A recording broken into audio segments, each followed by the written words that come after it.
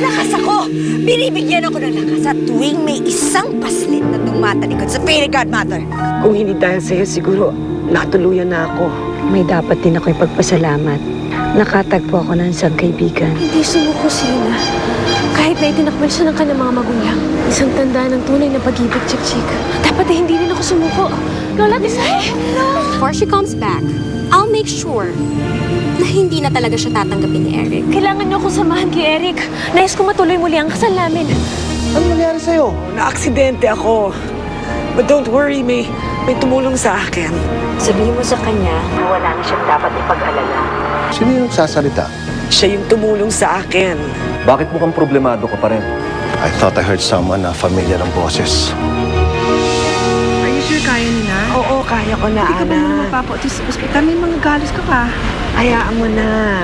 Ay, sa Manila na lang ako magpapagamot. Thank you, Ana, really, so much. I'm so excited to see my family. So ano, mauna na kami. So, alright. Call me as soon as you get home, okay? I will. Thank you so much, Ana.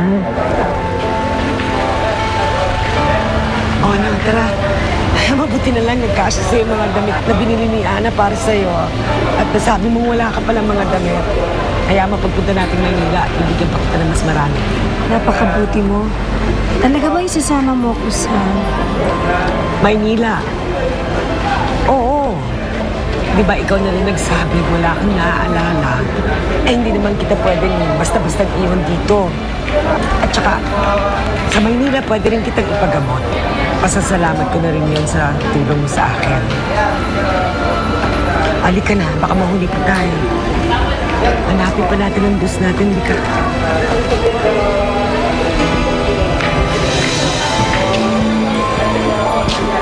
Pinapunta nga ako ni Eric dito. Dahil ang sabi niya, baka daw magaway kayo dito. At hindi siya nagkamali.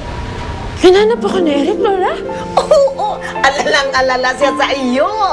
Pinalayas kami ng Cindy na yun. Napakasama talaga ng babae na yun. Pwes, babalik ka na sa bahay. Ha? Matatalo ka sa Cindy mo? Uy! Siyempre, hindi, Lola. Tayo kumanda ang Cindy na yan. Dahil pabalik na ako. Ate, ano? Baka mabilaw ka na dyan. Wala lang, nene. Sige. Ikaw, gusto mo? Wala lang,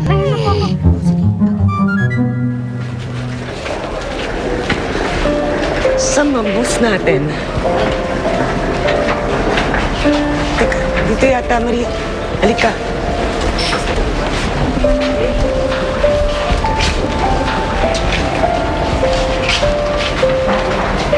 Eh, hindi to eh.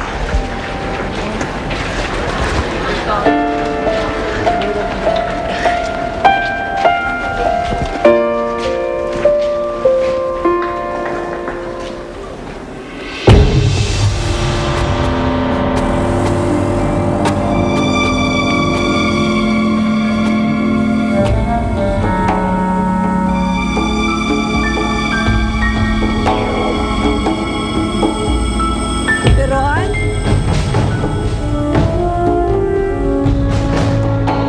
Teron? Teron? Maria? Maria?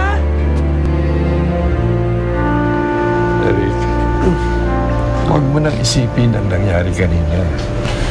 Matatanggap din ni Matthew ang naging desisyon ko. Kakagulat lang, Lo. Parang malaking responsibilidad agad eh. Pero sige, kakayanin ko ho. Tsaka alam ko naman na ito din yung gugustuhin ni Itay kung andito siya ngayon. Yun naman pala eh. Ano pa pinoproblema mo ngayon? Ito naman ho kasi si Lola Tisay eh. Kanina pa hindi sinasagot yung mga tawag ko. Hindi ko nga ho alam kung nahanap niya na si Grazil at si Chik-Chik. Oh, yun. Sagutin mo na. Baka siya na yan. Naiwan ka muna rito, ha? Sige po, Lo. Hello po, Lola. Pauwi na ako. May sorpresa ako para sa iyo. Ay, mabuti naman ho, Lola. Ay, kanina pa ako naghihintay sa inyo. Ano, may balita ho kayo kay Grazil at kay Jik-Jik? Eh, secret nga eh. Basta hintayin mo lang ako. Pauwi na ako, ha? Sige po, Lola. Hi, Eric. Cindy? Miss mo na ako agad, no? Kaya ako nagpunta dito. Hindi, kasi may surprise ako para sa'yo. Surprise? Masisilayan ko na ulit ang aking Prince Charming. Ang isang araw na hindi ko siya nakikita ay parang ilang taon na. Ikakasabi lang din ni Lola, may surprise na siya para sa akin.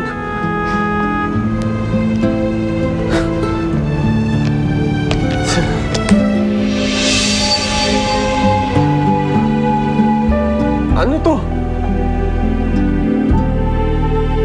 Nandito na tayo. Sigurado ako, matutuwa si Eric. Ako rin, Lola.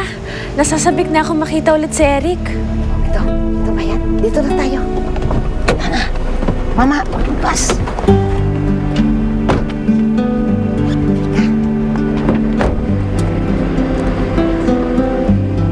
Usapan tayo, ha? Pag inaway ka ni Cindy, huwag kang patatalo, ha? At isa pa, kahit anong mangyari, huwag kang aalis dito. Para saan to? Para sa akin. Para sa'yo. Ba't mo binibigay sa akin? Eh kasi gusto ko, isuot mo yan sa akin. Di ba gano'n naman ginagawa kapag magpro-propose? Mag-propose? Oo. Eh, kasi di ba gano'n naman ginagawa kapag nagkakainlaban ng dalawa, di ba? Eh ano pang iniintay natin, di ba? Isuot mo na yan sa akin, bilis, para engage na tayo, tapos pwede tayo magpakasal. Opo, Lola. Nabuhayan po ang aking loob sa inyong sinabi na nag-alala sa akin si Eric. Marahil ay meron siyang patingin sa akin. Ngunit natatakot lamang siyang aminin ito. Tumpak ka dyan, Day. Tutulungan ko siyang palayain ang kanyang damdamin. Nararapat lang nang sabihin sa akin ang kanyang saloobin. Sige na, boss. Sige na, boss! Ang bilis naman nata niyan. Eh, kailan mo lang ako sinagot, ah. Isa pa, hindi ko pa nakakausap ang daddy mo. Di ba yun naman ang disenteng gawin? Dapat magpaalam sa magulang ng babae bago magyayaan magpakasal. Saka mo na problemahin yan. Ako na ang bahala sa kanila. Ano ba, Eric? Why are you wasting your time? O bilis, papakasalan mo ba ako o hindi? Kasi kung hindi, makikipag-break ako sa'yo.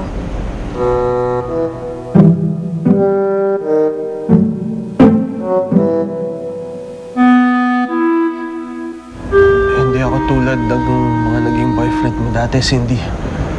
Simpleng tao lang ako. Pero gagawin ko lahat para maging masaya ka. Kaya sana pumayag kang magpakasal sa akin.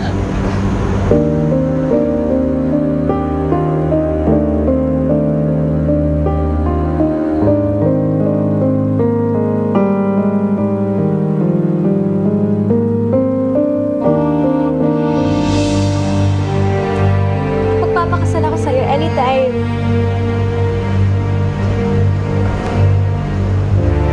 Huli na tayo ng dating, Lola.